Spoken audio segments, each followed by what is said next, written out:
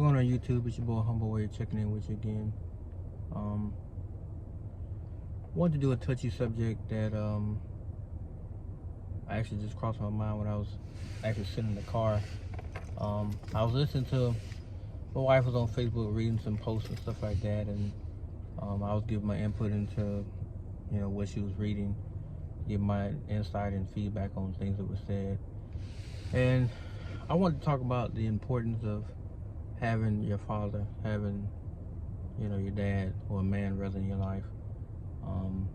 Before I get started, this is no way in any form of bashing women.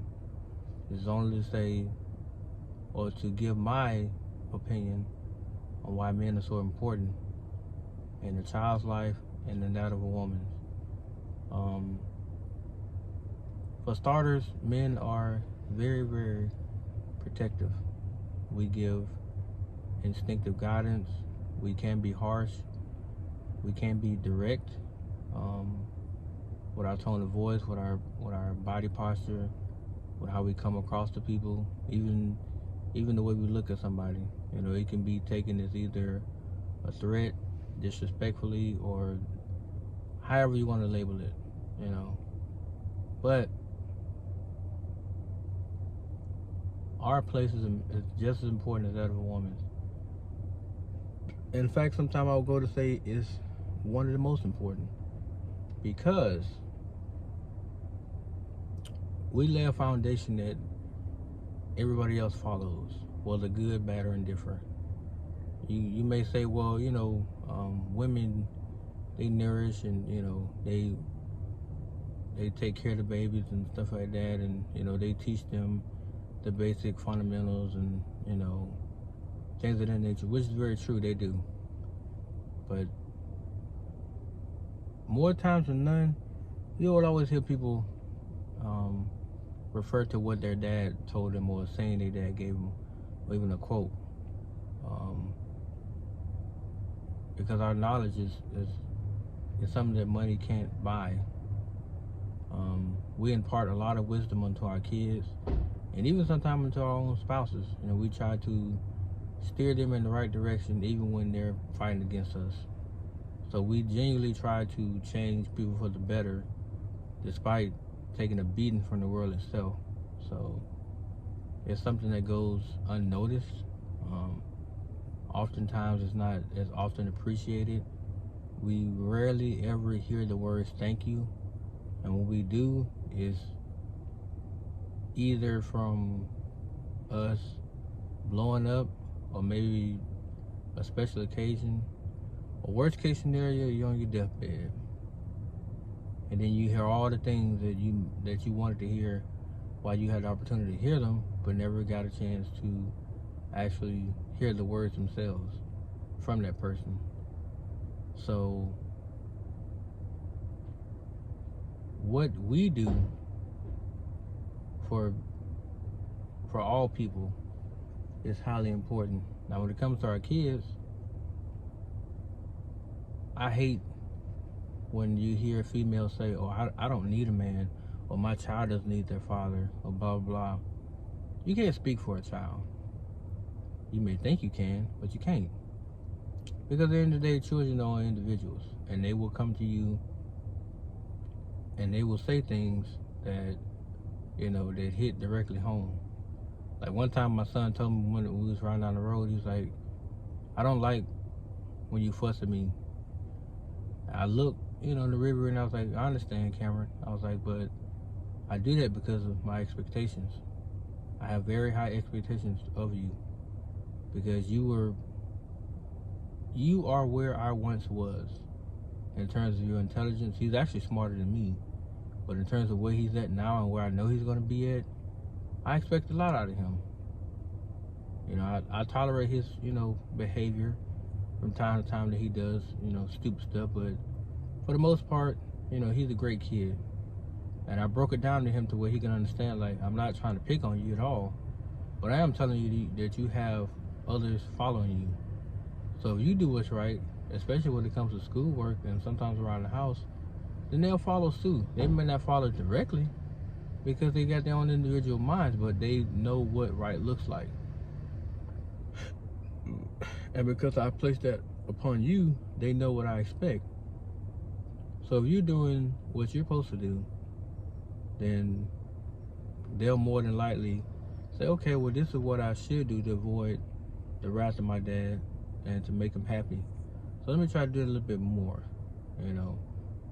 But in the aspect of kids, even with little girls, we can't teach them about womanhood. No, that's not our place. Our place is to give them the guidelines of the wolves out there, the men who may try to take advantage of them when they become teenagers. Is to give them that proper instruction on who to look out for, you know, what they may like, what are their intentions, and most time what most men think. You know, it's not to make a woman a man. That's the number one thing I think I'll say some women think, is that they can actually read a man's mind or try to become like that man. That's not your place. You can never do what we do ever. So to think that you can, that's a mistake. You know, I'm not here to sugarcoat it. It's a mistake, because we're physically built to handle a lot more than you guys are. Now the only thing we don't do is labor. We can't get pregnant and bring a child in the world. So, and we don't have cycles and nothing like that. So in that regard, that's what you guys were built for. You were built for childbirth. Men were built to take on the world itself. The ins, the outs, the ups and downs, all of it. We just don't have nothing we can turn to release that pressure most times. So that's why most men suffer in silence.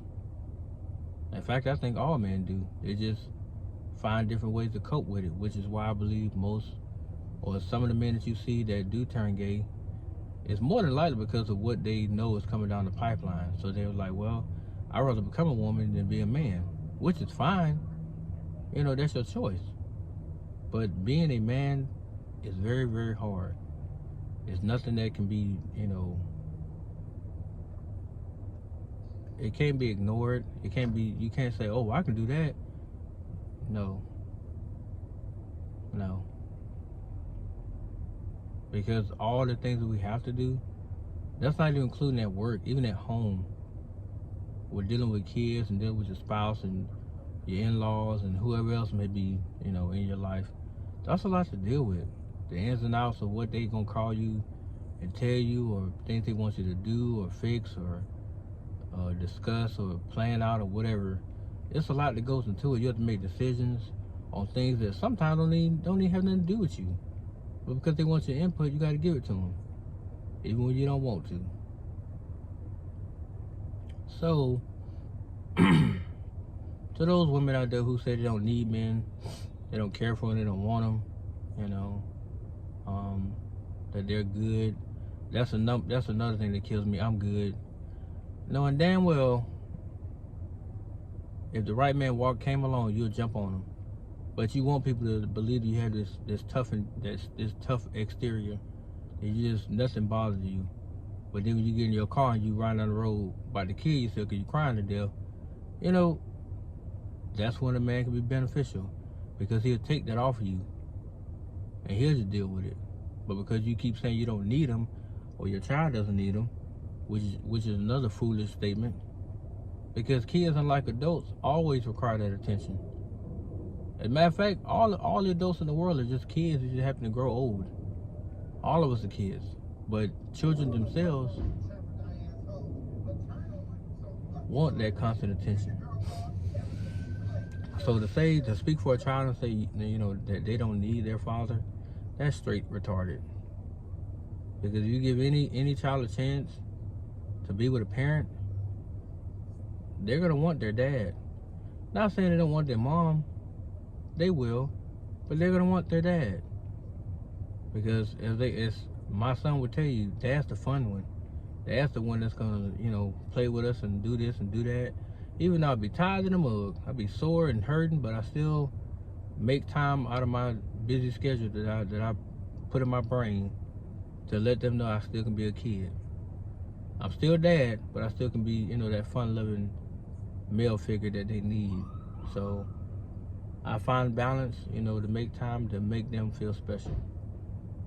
And that's what makes me, you know, a man. But anyway, guys, that's my thought on this. Let me know what you think. Peace.